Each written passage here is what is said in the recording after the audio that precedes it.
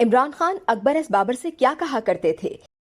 اسمبلیاں تحلیل کرنے کے الٹیمیٹم کا مقصد کیا؟ اکبر ایس بابر کا بڑا انکشاف۔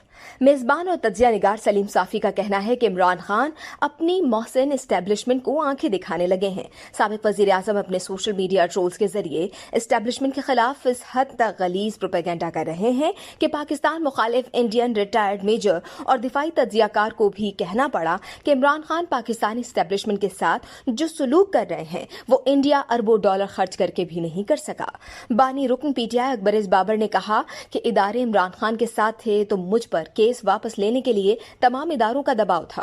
فارن فنڈنگ کیس کے دوران میرا سب سے بڑا حلیف عمران خان تھا۔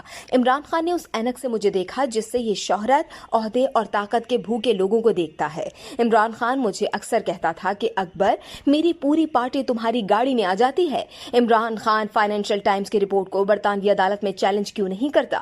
نون لیگ مجھ سے ملی ہوتی تو اپنے دور میں میرے خطوط پر پی ٹی آئی کے اکاؤنٹس کی تحقیقات کیوں نہیں کی؟ دوسری جانب جب تجزیہ کاروں سے سوال کیا گیا کہ کیا عمران خان کا قومی اسمبلی کی تمام 9 نشستوں پر الیکشن لڑنے کا فیصلہ درست ہے، تجزیہ کاروں نے کہا کہ پی ٹی آئی میں عمران خان سے بہتر امیدوار کوئی اور نہیں۔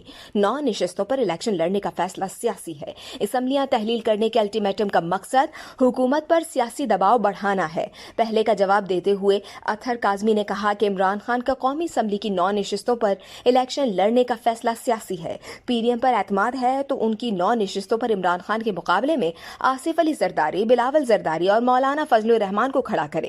ارشاد بھٹی کا کہنا تھا کہ عمران خان کا 9 نشستوں پر ضمنی انتخابات لڑنے کا فیصلہ درست لیکن بڑا جوا ہے۔ پی ٹی آئی میں عمران خان سے بہتر کوئی اور امیدوار نہیں ہے۔ حفیظ اللہ نیازی نے کہا کہ عمران خان کا ضمنی انتخابات میں تمام نشستوں پر لڑنے کا فیصلہ موجودہ حالات میں اچھی حکمت عملی ہے لیکن انہیں کچھ نہیں ملے گا۔